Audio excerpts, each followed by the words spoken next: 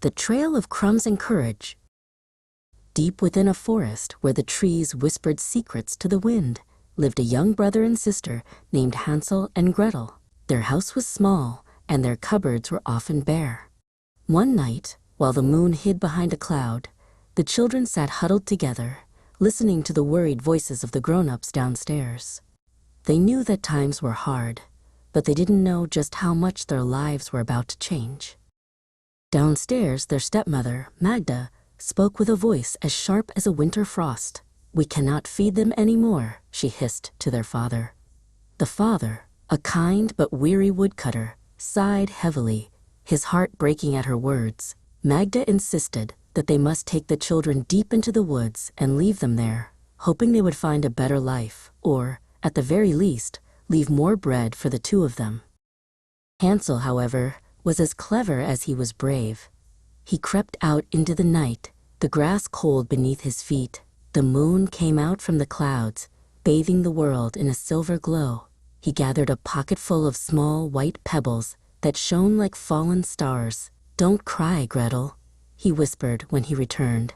"I have a plan to find our way back."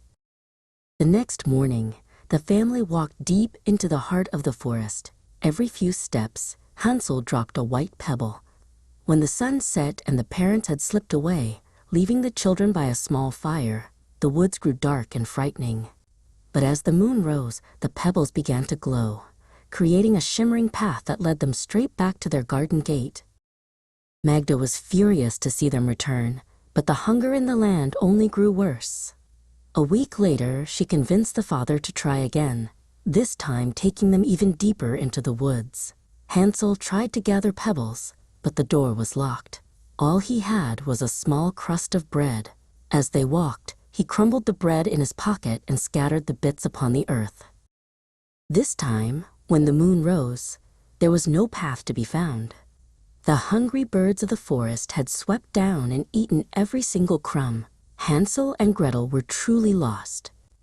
They wandered for 3 days, their tummies rumbling and their feet aching, until they followed a beautiful snow-white bird to a clearing unlike any they had ever seen. In the center of the clearing stood a house made of wonders. The walls were built of ginger cake, the roof was shingled with pink sugar, and the windows were made of clear, sweet barley sugar. Hungry and amazed, the children ran to the house. Hansel broke off a piece of the roof, and Gretel nibbled on a window ledge. "Nibble, nibble, little mouse, who is nibbling at my house?" a voice croaked from within. The door creaked open, and out stepped an old woman named Griselda. She leaned on a cane and smiled, but her eyes did not match her grin. "Come in, dear children," she said, her voice like honey dripping over a trap. "Stay as long as you like." She fed them pancakes with sugar, apples, and nuts, but Griselda was not as kind as she seemed. She was a witch who built her house to lure children in. The next morning, Griselda locked Hansel in a wooden cage in the stable to fatten him up. She made Gretel work from dawn until dusk, cooking heavy meals for her brother. Every day, the witch, who had very poor eyesight, asked Hansel to stick out his finger to see if he was fat enough to eat. Clever Hansel reached through the bars and held out a thin chicken bone instead. After 4 weeks, Griselda lost her patience. "Fat or lean, I shall eat him today," she cried. She told Gretel to check if the oven was hot enough. Gretel, seeing the witch's wicked intent, pretended not to understand. "I don't know how to get in," Gretel said softly. Snarling, Griselda climbed onto a stool to show her.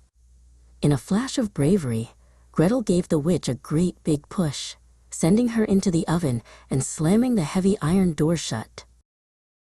Gretel freed Hansel, and they explored the witch's house, finding chests filled with pearls and precious stones. They filled their pockets and ran until they reached a wide, rushing river. A kind, giant white swan saw their plight and offered them a ride.